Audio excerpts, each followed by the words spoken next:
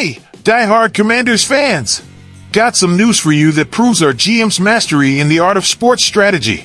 Find out how he dodged a bullet for our team in the NFL draft. Don't miss this intriguing story. Subscribe for more exclusive updates to keep you on the edge of your seat. Click now and get in on the action. Imagine if Washington had agreed to a trade with the Raiders, who were itching for Daniels.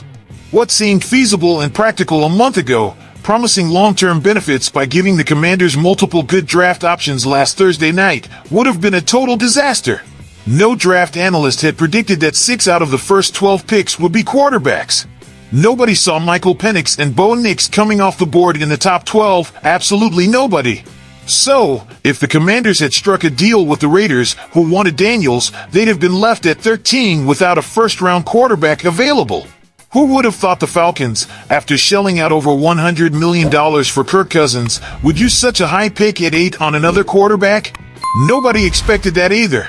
When the Falcons surprised everyone by picking Penix, the Vikings, also in need of a QB, traded with the Jets to secure Michigan QB J.J. McCarthy at 10. The Broncos picked at 12 and then snagged Bo Nix from Oregon because if they wanted an elite QB, Nix was the last one standing, even though most analysts had him pegged for the end of the first round or the second. So, if the Commanders had traded with the Raiders, they'd have only fooled themselves, left without a single worthy QB at 13. In fact, there was a steep drop-off in the next tier of QBs, so much so that the next QB didn't get picked until the New Orleans Saints took Spencer Rattler from South Carolina with the 150th pick. No, not a typo. Yes, the 150th pick.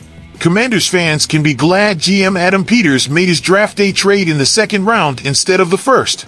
This move allowed them to get an extra pick in the second round and still hold on to their number 2 pick, where they could snag the second best QB in this year's rookie class. Peters showed why you shouldn't just trade for the sake of multiple picks in the draft. As it was written about 3,000 years ago in the ancient book of Ecclesiastes from the Old Testament, there's a time for everything, including when to trade and when not to trade in an NFL draft. What do you think of Adam Peters cunning and not fooling himself and making the right call at the right time?